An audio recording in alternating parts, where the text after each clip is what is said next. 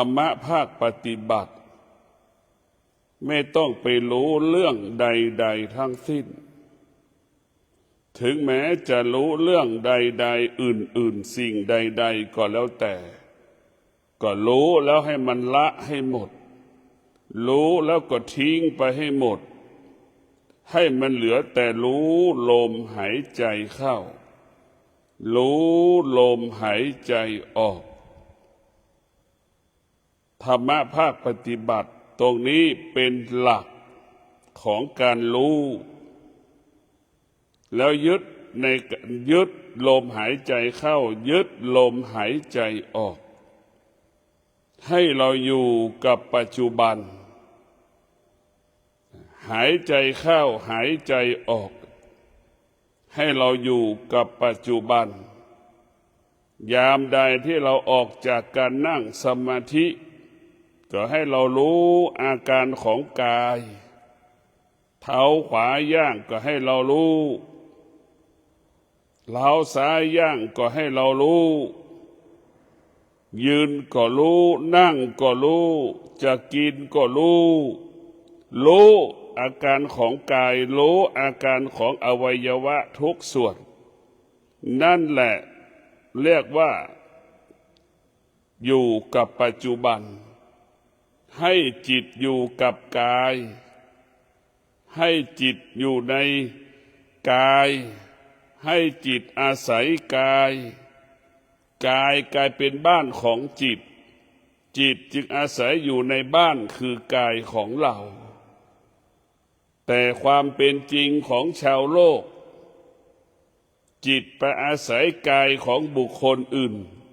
ที่เราเห็นอยู่ทุกวันนี้ที่เราสัมผัสอยู่ที่เราเป็นอยู่ปัจจุบันจิตไปอาศัยกายของบุคคลอื่นมันจึงเกิดแต่คำว่ากังวลใจทุกข์ใจจึงเกิดคำว่าไม่สบายกายไม่สบายใจเพราะจิตไปอาศัยกายคนอื่นในพวกเราทั้งหลายจิตไปอาศัยกายคนอื่นเหมือนเราไปอาศัยเขาอยู่คนที่อาศัยจิตไปอาศัยกายเขาอยู่เปรียบเสมือนคนที่ไม่มีบ้านอยู่เนี่ยพวกเราทั้งหลายถ้าจิตของเราอาศัยกายของเราจิตของเราเอากายมาเป็นบ้านเนี่ยอยู่แล้วสนุกอยู่แล้วมีความสุขอยู่แล้วสงบเนี่ยพวกเราทั้งหลายอยู่กับปัจจุบันก็มีคนส่วนหนึ่งไปอยู่กับอดีตอยากรู้เรื่องอดีตดังเช่นอยากรู้เรื่องพระสงฆ์เรียกว่าวิบัติสงฆ์เกิดขึ้นเช่นพระสงฆ์ประสบปัญหาเวลานี้ก็มีคนทั้งประเทศอยากรู้แล้วก็ไปตามรู้ไปยึดติดในสิ่งที่เรารู้มันเป็นทุกข์รู้ว่ารู้แล้วหงุดหงิดก็ยังอยากจะรู้พวกเราทั้งหลายพระสงฆ์ที่ประสบปัญหาอยู่ต่อสาธารณชนปัจจุบันนี้เปรียบเสมือนควายที่มันตายแล้วเน่าเหม็นเปรียบเสมือนงัวตายแล้วมันเน่าเหม็นเปรียบเสมือนสุนัขตายแล้วมันเน่าเหม็นพวกเราทั้งหลายบุคคลที่ไปยึดติดในพระสงฆ์ไปรับรู้ในสิ่งในพระสงฆ์อยากรู้จะเป็นใครอีกพระสงฆ์เปรียบเสมือนผู้ที่อยากรู้เปรียบเสมือนอีแล้งอีกาเหยี่ยวที่กินของเน่าของเหม็นนะแต่พวกเราทั้งหลายพิจารณาดูผู้ที่มีสติจึงอยู่เหนือเหตุการณ์อยู่เหนือปัญหาต่างๆผู้ที่มีสติที่อ่อนแอหรือผู้ที่ขาดสติก็อยู่ภายใต้เหตุการณ์อยู่ภายใต้เหตุการณ์ก็คือทำให้เกิดเขาว่าไม่สบายกายไม่สบายใจอยู่ภายใต้เหตุการณ์เพราะฉะนั้นพวกเราทั้งหลายธรรมะภาคปฏิบัติ ให้เราอยู่กับลมหายใจให้เรารู้ลมหายใจให้จิตอยู่อาศัยในให้จิตอยู่ในกายให้จิตอยู่กับกายคำว่าความสงบเกิดถ้าจิตออกนอกกายเมื่อไหร่โอกาสจิตที่มันจะหลงก็มี100%เมื่อจิตออกนอกกายจิตก็อยากรู้สารพัดที่มันอยากรู้จึงทำให้เกิดความเสียหายดังพระสงฆ์จำนวนมากที่ประสบปัญหาอยู่ณปัจจุบันนี้เพราะจิตออกนอกกายพระสงฆ์ที่เป็นปัญหาอยู่ประสบปัญหาอยู่เป็นข่าวอยู่ณปัจจุบันเพราะจิตออกนอกกายเมื่อจิตออกนอกกายจิตไปรู้แล้วก็ไปยึดติดในสิ่งที่มันรู้มันจะเกิดปัญหาอยู่ทุกวันนี้เมื่อจิตมันรู้แล้วก็ไปตามรู้มันจะเกิดปัญหาเป็นปัญหาดังปัจจุบันนี่แหละพวกเราทั้งหลายตัวอย่างเราก็เห็นอยู่เพราะฉะนั้นเมื่อเราใช้จิตอยู่ในกายจิตอาศัยกายให้กายเป็นบ้านของจิตเราจำเป็นต้องทำให้กายเราสะอาดกายของเรานั้นต้องประกอบไปด้วยศีลสมาธิปัญญากายนั้นถึงจะสะอาดกายเปรียบเสมือนบ้านจิตเหมือนคนที่อาศัยอยู่ในบ้านเราจะต้องกายเราต้องสะอาดจิตถึงจะอยู่และมีความสุขจิตนั้นมันจะไม่ออกนอกบ้านจิตก็จะอยู่แต่ในบ้านพวกเราทั้งหลายต้องทำกายให้เรามันสะอาดก่อนให้ทำกายให้เรามันให้จิตเป็นได้อยู่พวกเราทั้งหลายทุกวันนี้เราไม่ได้สร้างบ้านเราไม่ได้ทำความสะอาดบ้านจิตมันเลยไม่อยากจะอยู่จิตไม่อยากจะอยู่กับกายของเจ้าของมันจิตมันจะไปอาศัยเจ้าร่างกายของคนอื่นเหมือนเราไปอาศัยกายของคนอื่นไปหลงกายของคนอื่นไปยึดติดกายของคนอื่นนะคนจำนวนมากเป็นแบบนั้นจึงทำให้เราเกิดปัญหาตามมาทุกวันจึงเกิดปัญหาไม่มีวันจบสิ้นร่างกายของเรานั่นแหละเป็นต้นกำเนิดของตัณหาแต่พวกเราทั้งหลายจิตของเราเนี่ยแหละเป็นผู้แสวงหาตัณหาร่างกายของเราเปรียบเสมือนหมาที่มันเน่าร่างกายของเราเปรียบเสมือนงัวควายที่ตายแล้วมันเน่าจิตของเราก็เปรียบเสมือนอีแล้งอีกาเหยี่ยวนี่ไปกินของเน่าของเหม็นนั่นแหละจิตที่ไม่ได้ฝึกมันจะเป็นเช่นนี้แต่พวกเราทั้งหลายจิตของเราไม่ได้ฝึกฝนมันก็จะเป็นอีกาอีแล้งนะเป็นอีกาอีแล้งเป็นเหยี่ยวเป็นสุนัขที่กินของเน่าของเหม็นนั่นแหละพวกเราทั้งหลายจิตเราไม่ได้ฝึกก็จะเป็นเช่นนั้นบุคคลที่ฝึกฝนจิตบุคคลที่อบรมจิตได้รับการฝึกฝนอบรมจิตนั้นก็จะเป็นจิตของผู้รู้เมื่อจิตของผู้รู้จิตนั้นจะอาศัยอยู่ในกายจิตจะอยู่กับกายจิตจะอยู่กับกายจิตจะไม่ออกไปไหนจิตจะอยู่ในบ้านพวกเราทั้งหลายนึกพิจารณาดูว่าการที่เราออกนอกบ้านมีความเสี่ยงกับการที่อยู่ในบ้านอันไหนมีความเสี่ยงเพราะถ้าอยู่ในบ้านไม่มีความเสี่ยงออกนอกบ้านมีแต่ความเสี่ยงของเสียหายจะเกิดขึ้นกับเราอยู่ในบ้านโอกาสที่เราจะหลงทางไม่มีเราอยู่นอกบ้านโอกาสที่เราจะหลงทางนั้นมีมากเพราะฉะนั้นเราพระพุทธเจ้าทั้งหลายครูบาอาจารย์ทั้งหลายจึงให้จิตอยู่กับกายให้จิตอยู่ให้จิตอยู่กับกายให้จิตอยู่ในกายเมื่อจิตอยู่กับกายมันก็ไม่หลงเหมือนเราบอกว่าจิตเราถ้าไม่รับการฝึกฝนจิตเราก็เหมือนหมาป่าเหมือนหมาป่ากินของเน่ากินของเหม็นกินของสดพวกเราทั้งหลายนั่นแหละจิตเราไม่ได้ฝึกฝนก็ไม่อีแล้งอีกาเป็นมดเห็นไหมไปกินของเน่าของเหม็นจิกของเน่าของเหม็นเป็นแบบนั้นแหละพวกเราทั้งหลาย จิตของผู้รู้ จิตของผู้รู้ จิตของผู้รู้พวกเราทั้งหลายรู้แล้วมันก็ละรู้แล้วมันก็ไม่ยึดติดรู้แล้วไม่ตามรู้เนี่ยพวกเราทั้งหลายเราต้องมีสติรู้ถ้าเรามีสติเป็นผู้รู้แล้วดีก็เรื่องของเขา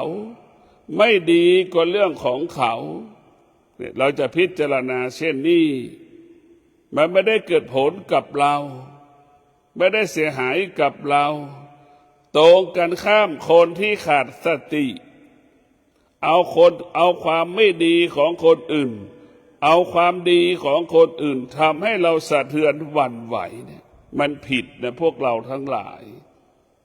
นะดีก็เป็นเรื่องของเขาไม่ดีก็เป็นเรื่องของเขาให้พิจารณาเช่นนี้บุคคลที่มีสติบุคคลที่ขาดสติบุคคลที่ขาดสติมันก็อยู่ใต้อำนาจสิ่งที่รู้วกวนไปมากับข่าวพระสงฆ์วกวนไปมากับความรู้สึกที่พระสงฆ์มีพฤติกรรมแบบนั้นมีพฤติกรรมแบบนี้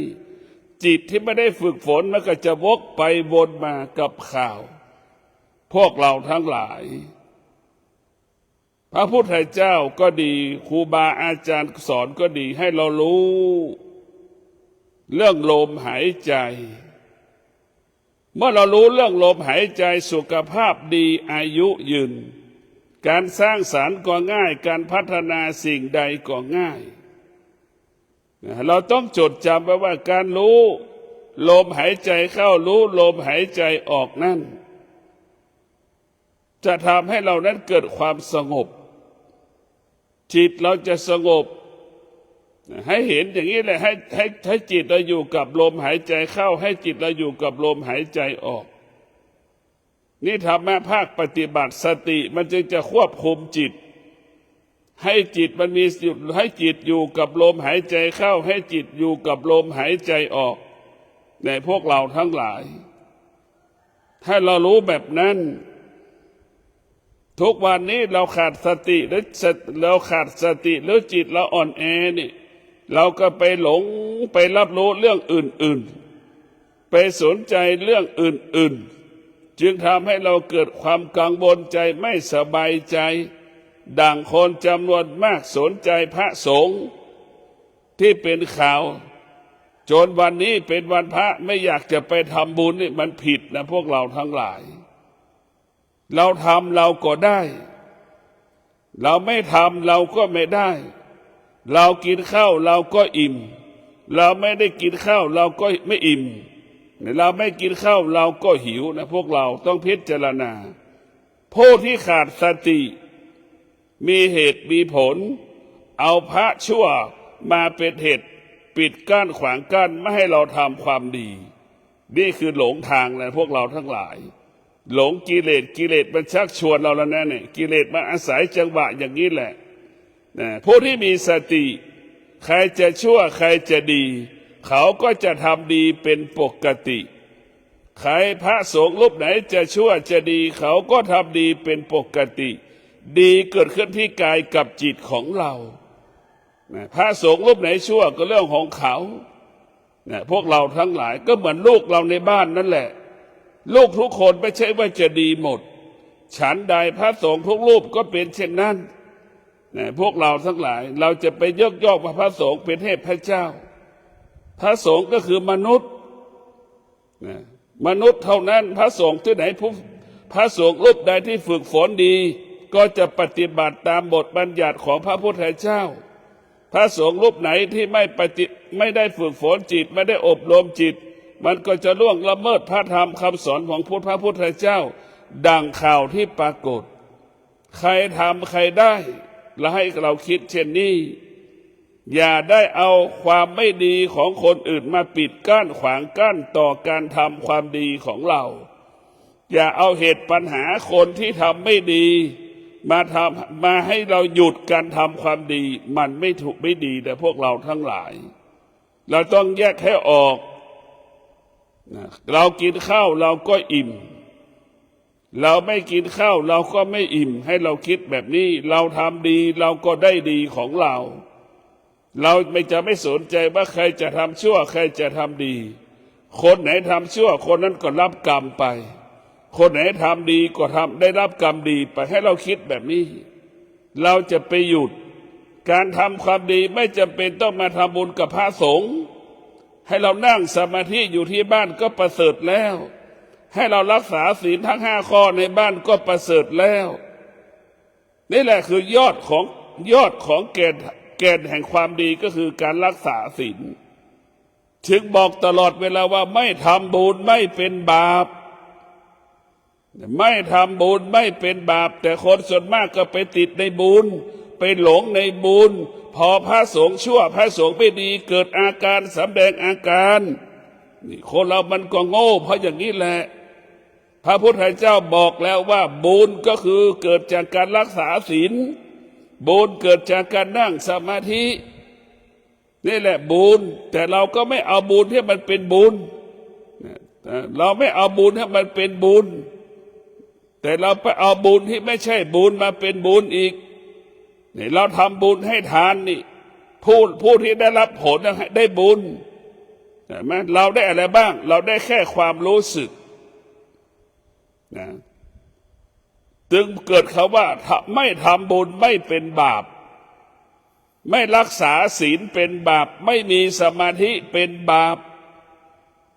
เราไม่ไปทำบุญกับพระเราก็ให้เรารักษาศีล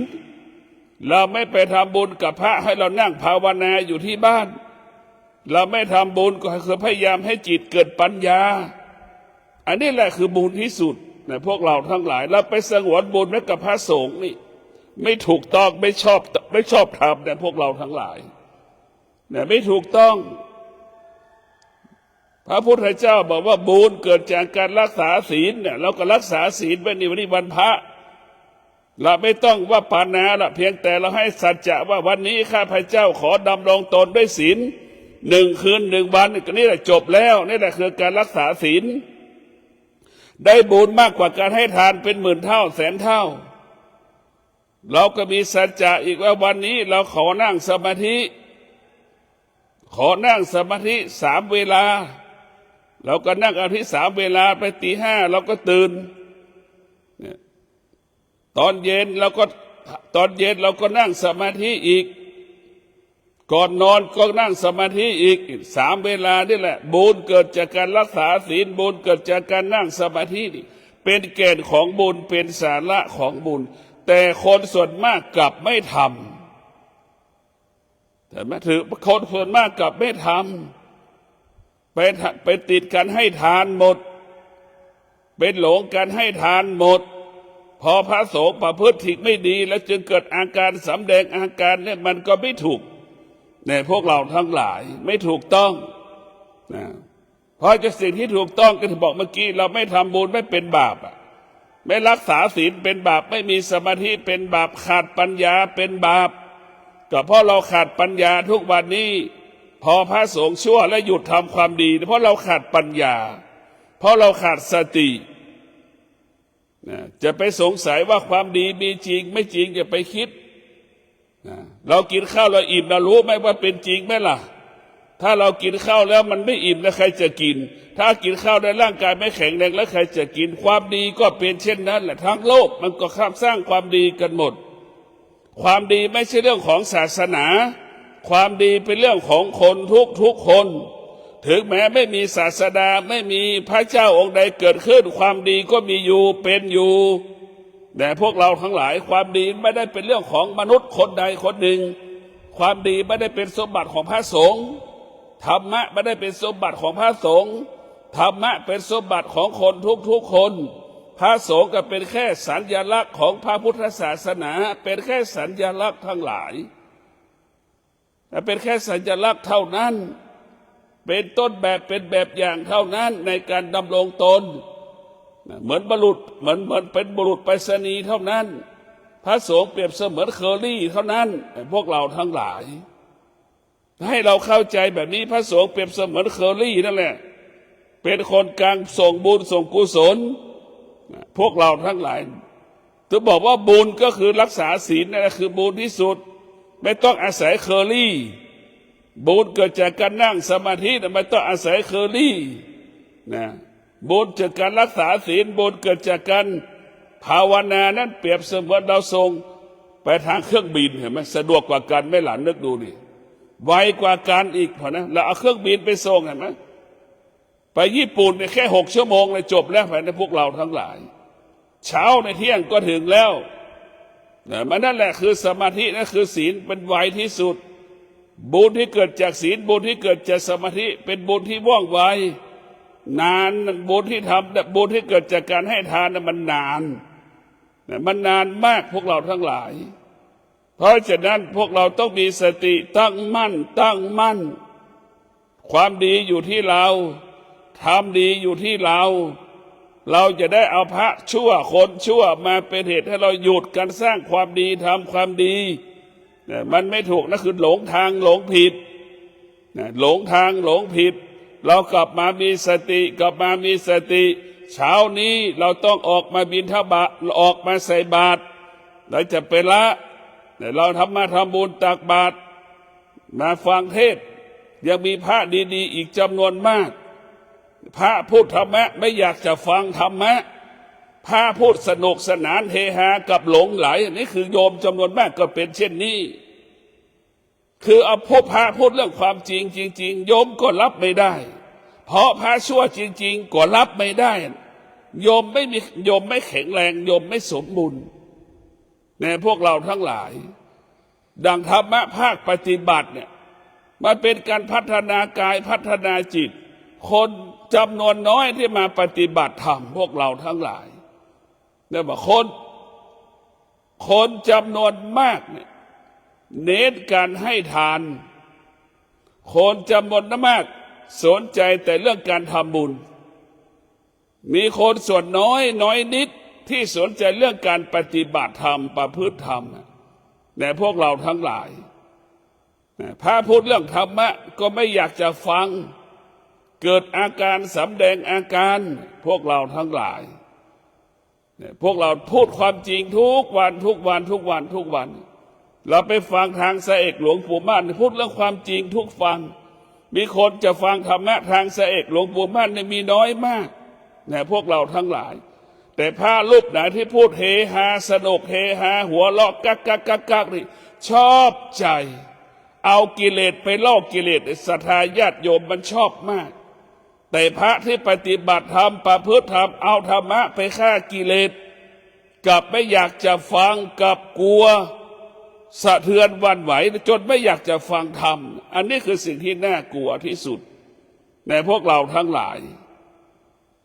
ธรรมะภาคปฏิบัติโดยเฉพาะพระที่รู้ธรรมะนี่เขาก็จะสอนแต่ธรรมะสอนจิตเรื่องปัจจุบันไม่มีอดีตยึดปัจจุบันมาเป็นหลักแต่พวกเราทั้งหลายให้เราเน้นเรื่องการปฏิบัติธรรมมารู้ด้วยการอ่านหนังสือเราก็หลงทางหลงผิดรู้ด้วยตาก็หลงทางหลงผิดรู้ด้วยหูก็หลงทางหลงผิดหลงหมดพวกเราทั้งหลายส่วนมากเรารู้ด้วยตาด้วยหูด้วยปากของเราเนี่ยมันหลงหมดเราต้องรู้ด้วยการปฏิบัติธรรมรู้ด้วยการปฏิบัติธรรมดังสามีเห็นไหมรู้ไหมว่าภรรยามันมีอาการเจ็บปวดทุกข์ทรมานเหมือนภรรยาตั้งครรภ์สามีรู้เฉยๆแต่สามีไม่เคยสัมผัสกับความเจ็บปวดที่ภรรยาตัวเองตั้งครรภ์สามีรู้ว่าเจ็บปวดเวลาภรรยาออกคลอดลูกออกมาอาการเจ็บปวดทุกข์ทรมานทางจิตใจขนาดไหนนั่นแหละเรารู้เฉยๆเราไม่ได้สัมผัสกับความทุกข์คนส่วนมากก็รู้ทุกข์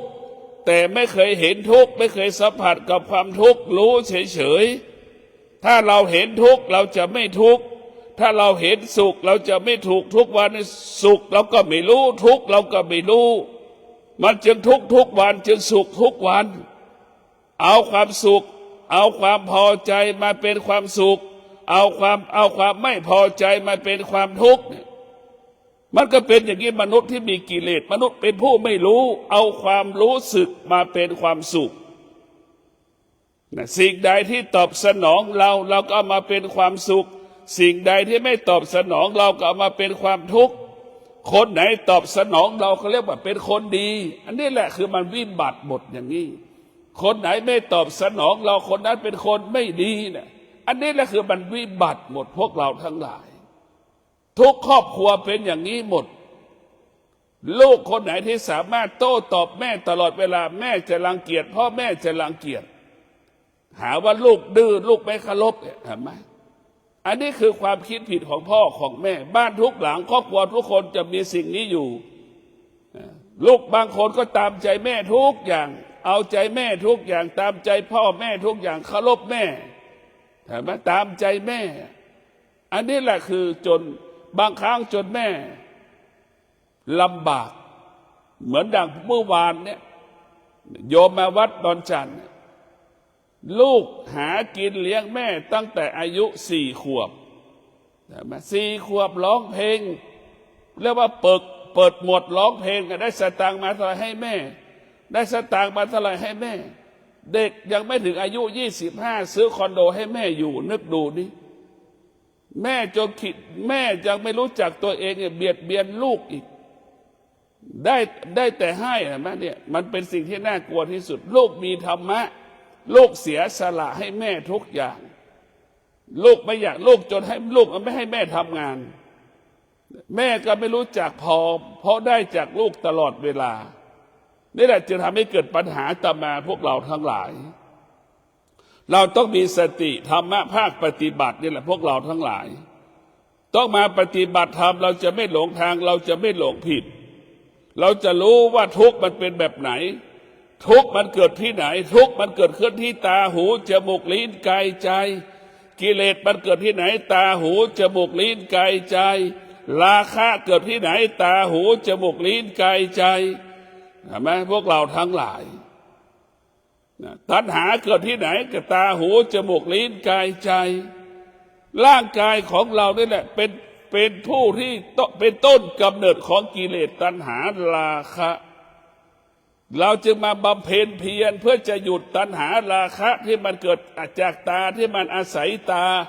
ตัณหาราคะมันอาศัยหูอาศัยปากอาศัยจมูกอาศัยลิ้นอาศัยกายอาศัยจิตเราก็จะมาพัฒนาสิ่งเหล่านี้ให้มันรู้แล้วไม่ให้มันยึดติดรู้แล้วให้มันดับรู้แล้วให้มันระงับรู้ให้มันยุติรู้แล้วให้มันปลดเปลื้องออกไปจากกายจากจิตตัวรู้ก็คือตัวความอยากทั้งปวงเกิดขึ้นที่ไหนตาหูจมูกลิ้นกายใจนั่นคือเป็นกำเนิดของความอยากเกิดขึ้นที่นี่แหละพวกเราทั้งหลายรับรู้สึกรับรู้สึกสิ่งที่เป็นบวกสิ่งที่เป็นลบก็เกิดจากตาหูจมูกลิ้นกายใจเราจะรู้ธรรมกับที่ตาหูจมูกลิ้นกายใจเราจะเข้าถึงธรรมตาหูจมูกลิ้นกายใจเราจะไปถึงพระนิพพานได้ก็เพราะตาหูจมูกลิ้นกายใจตรงกันข้ามเราจะเป็นนรกกับที่ตาหูจมูกลิ้นกายใจเราจะติดคุกก็อยู่ที่ตาหูจมูกลิ้นกายใจเรายากจนก็เพราะตาหูจมูกลิ้นกายใจเรามีเงินมีทองมีทรัพย์มีสมบัติก็เพราะตาหูจมูกลิ้นกายใจบอกทุกอย่างมันเกิดที่ตรงนี้ทั้งหมดท่านทั้งหลายเราพิจารณาดูนะ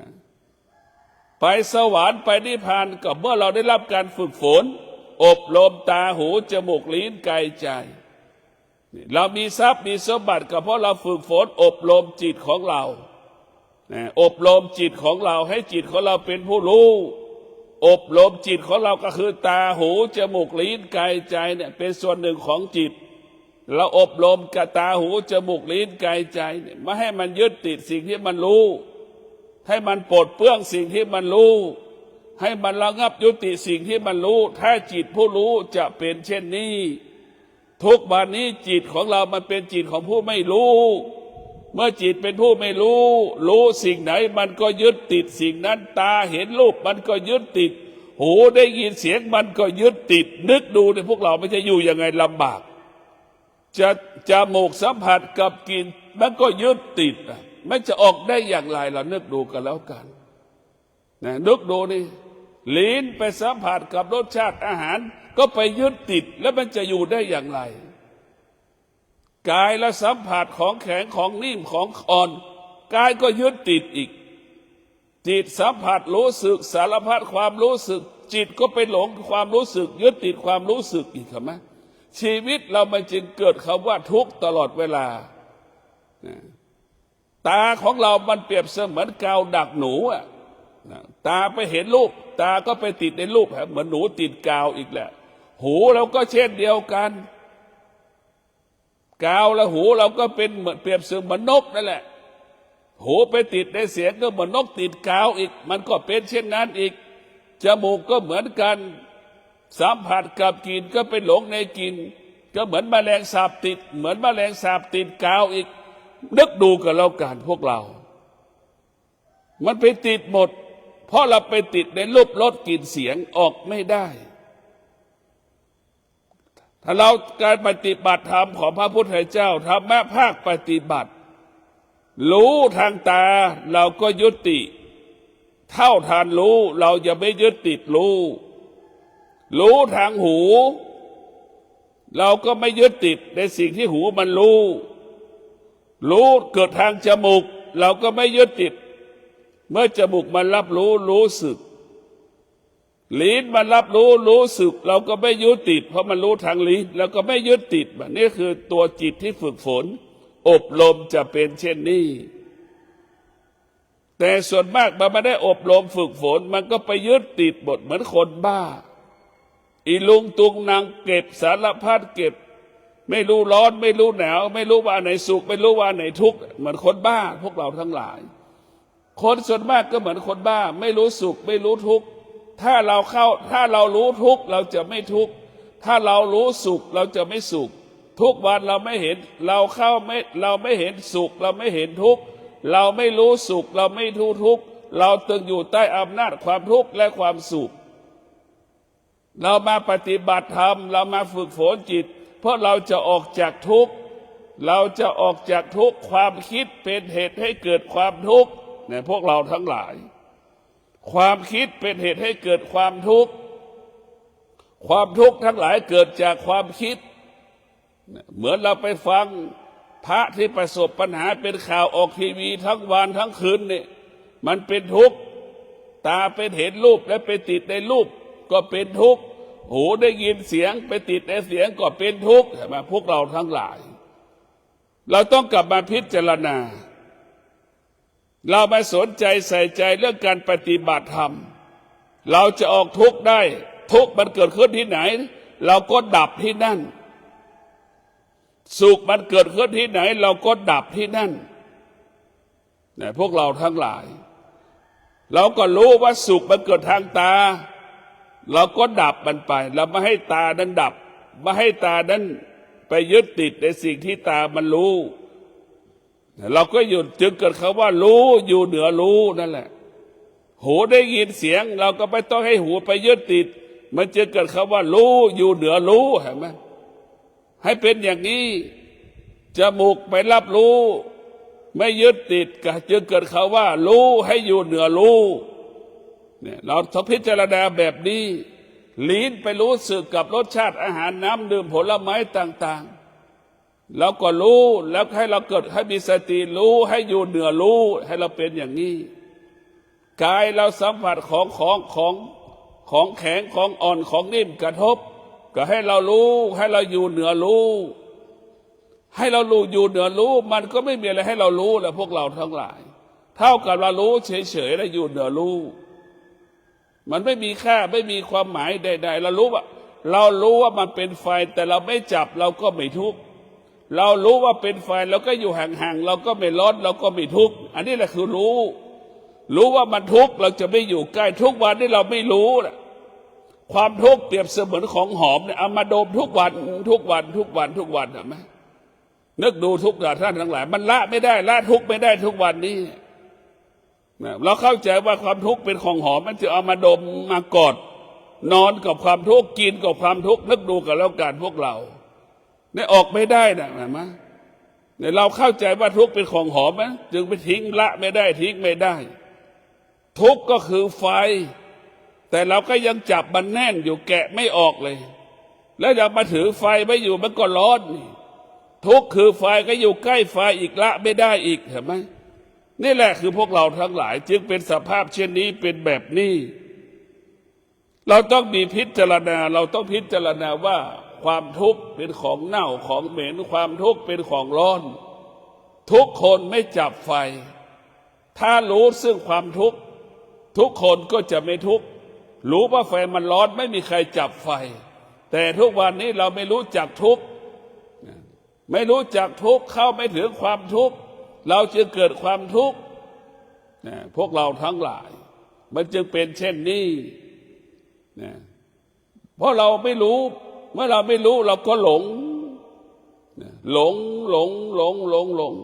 เหมือนดังพระสงฆ์10 รูปหลงสีกาก๊อบนั่นแหละหลงมันจึงกับคำว่าเสียหายเกิดคำว่าความทุกข์เห็นไหมแต่พวกเราทั้งหลายเราต้องมีสติที่จะออกจากทุกข์ให้ได้เราต้องฝึกฝนพระสงฆ์9 รูป10 รูป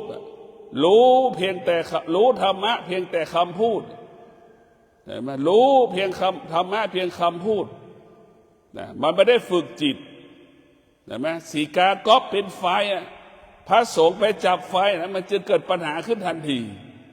สีกาก๊อบเป็นของเน่าของเหม็นเห็นไหมพระสงฆ์ไปจับของเน่าของเหม็นกินเหม็นก็ติดเนื้อพระสงฆ์เห็นไหมคนอยู่ใกล้ก็รู้แล้วเห็นไหมจึงเกิดปัญหาตามมาพวกเราทั้งหลายนี่แหละของความชั่วทั้งหลายความไม่ดีทั้งหลายเปรียบเสมือนของเน่าของเหม็นเราต้องมาฝึกอบรมจิตของเราในพวกเราทั้งหลาย